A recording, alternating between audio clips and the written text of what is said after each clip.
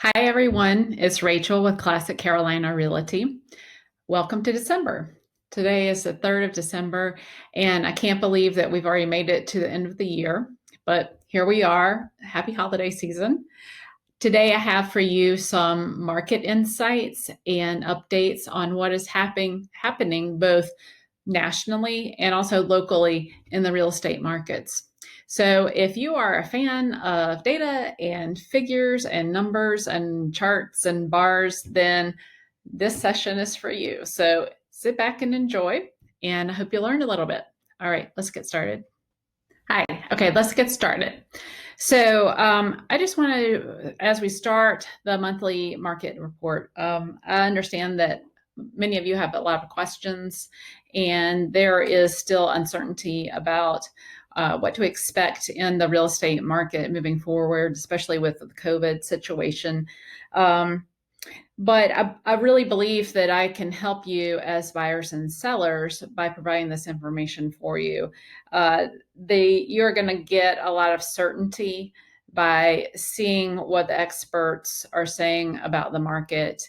And this is going to be backed up with data and facts about the housing market. It's going to allow you to understand what is happening, and it's going to enable you to be able to make the best and most powerful and competent decisions for you and your family moving forward. So, as we get started, the first slide here is a description of the unemployment status in the country. And so, what you will find is that this is a weekly filing of unemployment. So, the first bars in this chart represent what was happening in March when COVID began. And so you will see that we're at 7 million filings per week. And that as the summer and autumn has progressed, that number has gone down to about 750,000 people per week that are filing unemployment. So this is great news, and it represents people who are maybe going back to work that had been furloughed and are coming off unemployment. So it is strong numbers. People are getting their jobs back. And the next slide also shows you this, where people who are receiving unemployment insurance. So in May, you had your highest rate of unemployment insurance at 25 million people were receiving that insurance. And that has fallen to 7.3 million. So you can see that each week there is a slight decrease over time, of people receiving unemployment insurance. And so this is a good thing. It's never good that 7 million people have filed unemployment insurance, but it's much better than 25. And we want to see this continue to come down. So also, what was kind of forecast when COVID hit and people were taking their PPE payouts is that there would be people who are not going to be able to pay their mortgages. And so then we'll go into active forbearance for inability to pay. So you can see that in May, there were close to 5 million people or mortgages that were in active forbearance. And again, like in the unemployment data, these figures have been dropping over time. So now we're about 3 million. So, this is, you can see that people are continuing to come off forbearance. And so that's good news. And, I think that what the experts are saying is this is not going to replicate the mortgage crisis of 2008. So let's see in the next slide. This is the percentage of overall forbearances. Again, the number of forbearances is decreasing. So, so I think that these are all dropping. And you can see this on this slide too.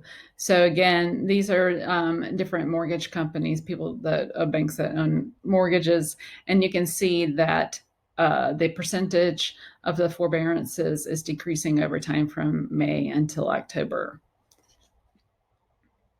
So all of this is going to lead us to this quote by Ivy Zelman. She's kind of one of the big real estate financial gurus. And she said that the likelihood of us having a foreclosure crisis again is about 0%.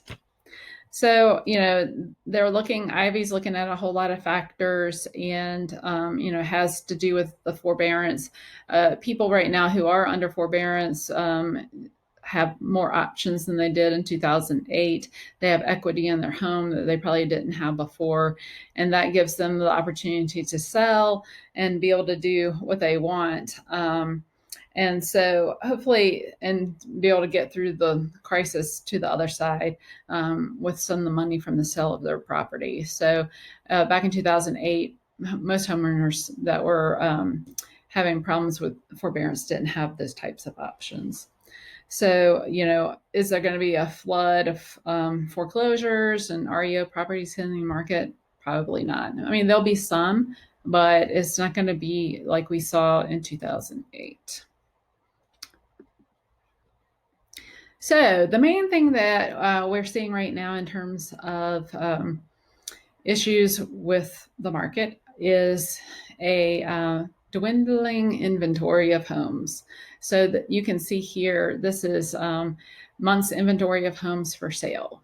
And this is over the past year. Last October, we had almost 4 months of inventory of available homes.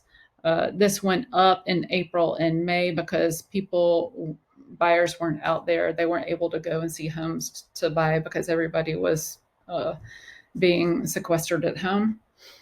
And in September, we've gotten down to about 2.5 months inventory of homes for sale. So this varies region by region. And as I'll talk about specifically for the Durham Chapel Hill area, that number is even lower than 2.5 months.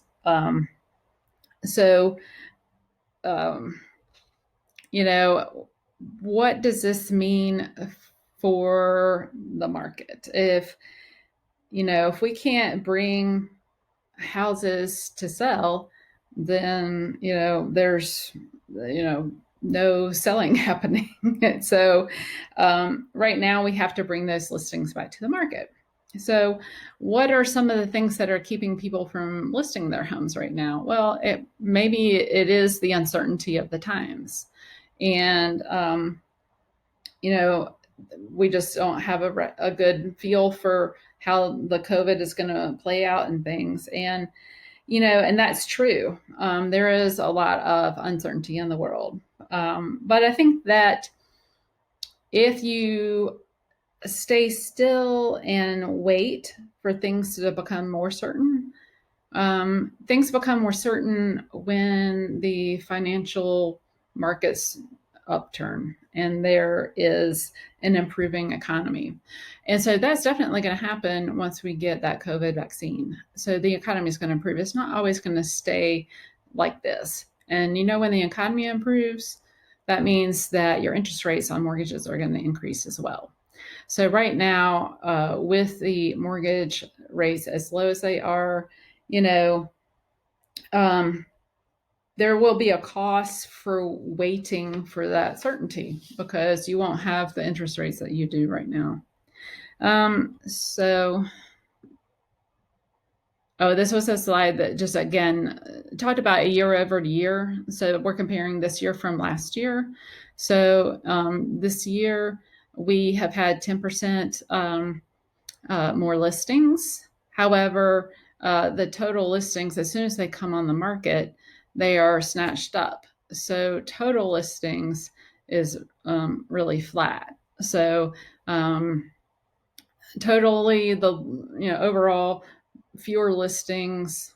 So when anything comes on the market, they're gone instantaneously. So, an economist at Zillow just said that homeowners who feel that life is uncertain right now may think that they can get a strong price if they just wait to sell, and with this clarity. But that's going to raise the cost because the mortgage rates are not going to stay this low and are not guaranteed to last. One last thing that is good about the market right now is that prices are appreciating on homes. So this is a projection of what they think that homes are going to appreciate for over the next year. And there is a range here, but conservatively between maybe 3 to 4% appreciation. CoreLogic is an outlier. I'm not sure, why that's as low as it is, but that's great news. So if you're a homeowner, you can look forward to seeing your prices appreciate. If you're a buyer, yeah, you're going to have to pay a little bit higher, for things. So, and let's see. So this was this was from the Mortgage Bankers Association talking about how the interest rates are forecast to rise. So, last year we were around 3.7% for interest rates. That's dropped this year to record lows. I'm seeing rates now for a 30-year fixed conventional like 2.6. So, but as our economy improves, that those rates are going to be growing. So, I think that all this information that I've given to you is encouraging. And, there are a lot of things going on in the market and in our world, but, my job is to provide you with the most current, most relevant data, because I want you to make the best decisions for yourself and your family. And so I think, there are, even with the uncertainty, there are definitely opportunities available to you to take advantage of. And I don't want you to miss out on these fantastic mortgage rates. So please refinance your mortgages or go and buy a new house and get a fantastic mortgage. All right. So next, I'm going to move on quickly and just give you a breakdown of what's happening in Durham and Chapel Hill.